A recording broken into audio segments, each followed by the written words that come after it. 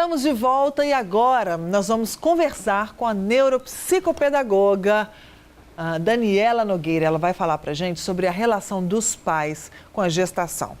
É muito importante você programar o seu filho, querer esse filho para que ele venha ao mundo com saúde e também respondendo bem a todo esse amor. Vocês vão ver isso tudo agora numa coluna especial que a gente fez em Belo Horizonte. Conforme prometido, estamos de volta com a Daniela Nogueira. E a Daniela hoje traz um assunto muito bacana para a gente. Foi uma proposta, inclusive, dela, durante outras conversas que já tivemos, que era falar sobre a relação do pai e da mãe com o bebê que está chegando. Olha, tem coisa que a gente nem pensa, né? A gente nem pensa nisso, que a gente já precisa ter uma relação com esse bebê ainda na barriga. E mais, a gente não pensa que, às vezes, essa relação pode ser negativa, que pode influenciar lá na frente. Então, um bebê programado, né? Um bebê querido, esperado, faz toda a diferença nesse ser humano que está chegando, né, Dani? É verdade, Angélica. É um prazer falar com você sempre. Obrigada por poder voltar no seu programa. Faz, sim, toda a diferença. É importante que o papai e a mamãe saibam que a família é um projeto, né? E que a gente tem que pensar nela antes, construir, pensar como essa família vai se dar, como que esse bebê, qual é o melhor momento para esse bebê chegar, né? Esse é o mundo ideal. Nem sempre é possível, mas esse seria o mundo ideal, né? A melhor maneira para que a família pudesse acontecer. Tem um órgão que se forma no bebê com 45 dias de gestação, que para mim é tão importante quanto o coração, né? Que é o tubo neural. O tubo neural é responsável pela concepção de todos os neurônios que nós vamos ter ao longo da nossa vida. Com 45 dias, a mamãe está ali esperando, né, o bebê, e aquele bebê que está sendo amado, esperado, o resultado foi comemorado, né? Conseguimos, estamos grávidos, a família toda feliz. Ela vai fazer ali seus minimamente 6 exames de pré-natal, todas as consultas de pré-natal, todos os exames necessários. Esse bebê é esperado com muito amor, afeto, carinho, tem o bercinho dele, o cantinho dele que o papai e a mamãe está projetando. Esse bebê, quando vai para a escola, o pensamento dele pode alcançar 380 quilômetros por hora. Mas tem uma outra realidade.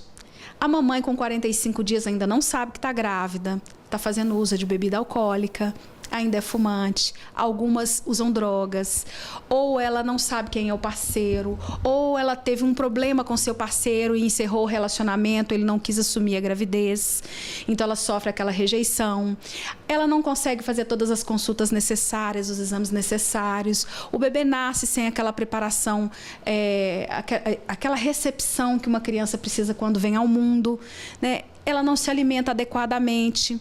Esse bebê, quando chega na idade escolar, o pensamento dele pode chegar a 8 quilômetros por hora. Você está brincando? Eu achei que você fosse falar, 100 quilômetros, né? Porque é bem menos que os 300. Mas 8 quilômetros. Não, mas isso é assustador. São dados da Sociedade de Neuropsicopedagogia, né, que já nos traz essas informações, e dados científicos comprovados. E isso para o professor é um desafio muito grande, porque ele chega na sala de aula e ele tem os 2 alunos sentados ali para receber uma informação que ele preparou para 30 alunos de forma igual, ele tem uma única metodologia para ensinar para 30, né? O que a gente já tem contestado na educação, já temos buscado uma mudança em relação a isso, e ele quer que os 30 aprendam na mesma velocidade. Então, aquela criança que tem 8 e o que tem 380 vão aprender em ritmos diferentes. E não é estranho, a gente sempre está vendo algum aluno ser rotulado, que ele tem déficit de atenção, hiperatividade intelectual, hiperatividade motora. Agressividade, que não permite, né, aprender ali o conteúdo que o professor está ofertando.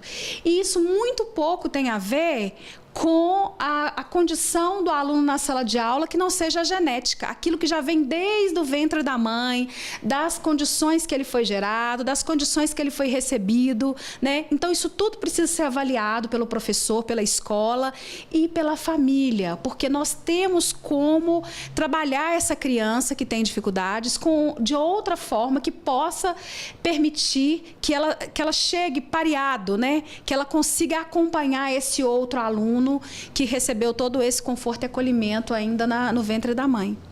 O que é muito importante a gente dizer aqui é que essa informação que a gente está passando não é para dizer assim, olha, você tem a obrigação de ter o filho, criar o filho e amá-lo, porque somos seres humanos e muitas vezes a gente também tem nossas angústias, os nossos problemas, mas vai ter uma relação sexual?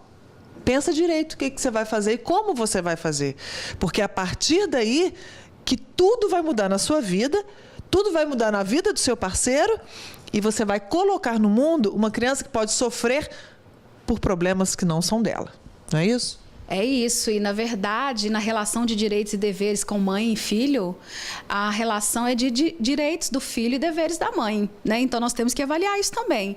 E qual é esse dever da mãe, né, da figura materna, quem faça a maternagem, e aí eu não vou dizer que é quem trouxe a criança ao mundo, às vezes uma avó vai fazer a maternagem, uma tia vai fazer, né? E da mesma forma o pai, essa figura paterna, é prover condições para que aquele ser humano possa se desenvolver plenamente. Isso é um direito da criança que está no estatuto, inclusive, né? Então, há de se observar se você quer, de fato, essa jornada aí tão linda, tão prazerosa, tão maravilhosa, mas cheia de desafios. E que pode nos trazer um bom resultado com pequenos estímulos que nós podemos fazer no nosso dia a dia, nessa relação mãe-filho ainda na barriga, né? Com estímulos importantes que pode aumentar a cognição, a condição de percepção da criança com o mundo em torno dela, a interação social, os ensaios para a vida adulta, para a vida madura. Isso tudo pode ser ofertado, mediado, tutoriado por quem faz essa maternagem. A própria condição da mulher, né? Cientificamente provado que as mulheres que estudam mais têm filhos mais saudáveis. É cientificamente comprovado que a criança que recebe mais afeto pode ter até 9 centímetros a mais na sua estatura física. Então, é uma prova que a ciência nos traz que a sua relação mental, psicológica, intelectual, ela tem total reflexo no seu corpo, no seu desenvolvimento físico, né? Então, uma criança que é rejeitada desde o ventre, ela vai apresentar problemas aí para a vida inteira. Para a vida inteira, na vida acadêmica toda, nas relações sociais, nas relações familiares, ela sempre terá uma dificuldade a vencer muito maior do que o outro que foi acolhido, respeitado e amado. E bem alimentado, porque é uma coisa muito importante dizer para as grávidas que sentem muito enjoo, têm muita dificuldade de comer, façam um esforço, procure uma alimentação mais saudável possível nessa época, porque é a época onde a gente vai formar condutores elétricos para o cérebro, né? Então, nesse momento, eu estou tentando trazer uma linguagem bem acessível para quem está nos vendo, porque estamos falando para os pais, né, e não para os colegas, para que essa criança ela tenha condição de fazer uso, né, de acontecer a sinapse todos os momentos, de fazer essa ligação entre os neurônios necessária para que ela possa produzir experiências importantes para a sua cognição depois, para a sua vida acadêmica depois, e ela possa aumentar o seu potencial de aprendizagem e relação com o mundo. Sim, mas a gente vê que isso acontece muito, quer dizer, essa rejeição acontece de todas as formas e às vezes quando a rejeição acontece na gravidez, algumas vezes ela muda quando a mulher, né, ganha o neném, quando o neném nasce, pode mudar essa relação, mas o que acontece muitas vezes é que essa relação não muda nunca e vai criando cada vez mais uma criança, um adolescente e um adulto cheio de obstáculos. Cheio de obstáculos, a criança consegue ter a percepção da rejeição que ela sofreu ainda no ventre. E aí a gente costuma ver, Angélica, muitas mães contando para as amigas, quando eu ganhei o fulano, eu não queria de jeito nenhum, você sabe, né? Então, e tem mãe que fala com o filho. fala pro filho, né? Ou então pensa que o filho não está prestando atenção na conversa dela com a amiga e repete isso e o filho fala, oi mãe, né? Ou ele vai internalizando aquilo sem falar, né? Então isso traz para ele um transtorno pessoal muito grande. Depois ele vai ter dificuldade de ter um relacionamento saudável com a esposa, com as filhas que ele vai ter, né? E aí a gente tem uma sociedade doente que não consegue se relacionar nessa célula que é a instituição mais sagrada que existe, que é a família. Então, tudo começa nessa conscientização das mães e dos pais também com relação a isso, né? Importante dizer que é uma tarefa dupla. Pai e mãe. Você que teve um filho fora do planejamento, que é pai, que a moça está grávida, não é quando você ganhar o neném me procura que eu vou ver a pensão alimentícia, né? Não é isso. Essa moça precisa ser abrigada, ela precisa ser acolhida emocionalmente. Às vezes a família pode arcar com os custos, né? Mas ela não tem aquele apoio afetivo, né? Esse não é o momento de discutir a relação, pai. Você tem que entender que o que você faz contribui para o desenvolvimento intelectual do seu filho. A gente fica preocupado que mundo nós vamos deixar para os nossos filhos, né? Mário Sérgio Cortella sempre fala, né? Essa frase não é minha, mas gostaria que fosse. Mas que filho você vai deixar para o mundo?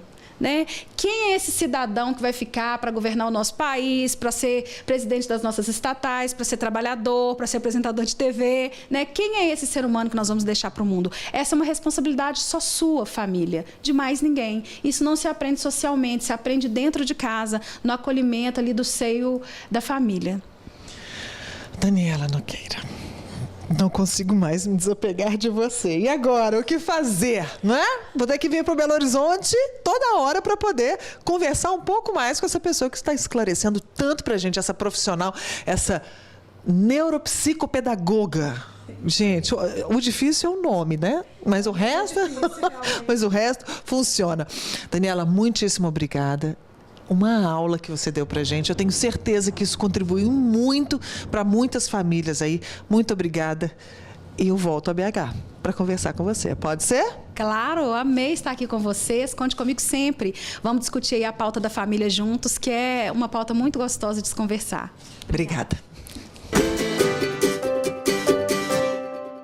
E por falar em bebês, olha só a iniciativa deste pai em Belo Horizonte. É aquela preguiça quando acorda. Mas quem nunca? A gente te entende, Samuel. Numa hora dessas, o menino de 4 anos só quer colo. E colo de pai. Na casa da família, não tem essa de que a mãe é quem cuida da rotina do filho. Aqui, todo mundo faz de tudo. Passado o momento sonolência, que tal começar o dia pra valer? Pronto, dá um copo pro papai. O Samuel já levantou, trocou de roupa, tomou o café, escovou os dentes e agora está na tarefa diária aqui de arrumar a cozinha. Tudo isso para que ele aprenda desde cedo a ter responsabilidade e daqui a pouquinho tem uma surpresa, que é o que eles fazem sempre, que é brincar. Para o Bruno, participar da vida do Samuel não é apenas ser aquele pai brincalhão. Época de escola, a gente é como se fosse um time de manhã, porque o Samuel entra para a escola às 7 horas, então é muito corrido. Então, quando um arruma a lancheira, o outro já prepara o Samuel. Aí, no caso, eu levo o Samuel para a escola e busco o Samuel, ou a vovó busca se eu tiver algum compromisso de trabalho. Mas existe todo um ritual assim, de preparar as coisas à noite para que de manhã não fique tão intenso, não fique tão corrido. E época de férias é viver intensamente o Samuel, de aproveitar para brincar, quebrar um pouco as regrinhas, né? O Bruno conheceu a mulher na faculdade e os dois sempre foram loucos para ter um filho. Quando eles engravidaram, foi uma festa e uma corrida contra o tempo para saber tudo sobre cuidados com bebês. Quando a gente descobriu que o Samuel, que nós estávamos grávidos, eu pesquisei muito, né, o processo. Poxa, como que faz uma papinha? Como que agir em caso de engasgo, né? Então eu pesquisei muito no YouTube, né? E só que eu vi que as pessoas, os enfermeiros, eles comunicavam somente como se fosse uma mulher, uma mãe que estivesse assistindo.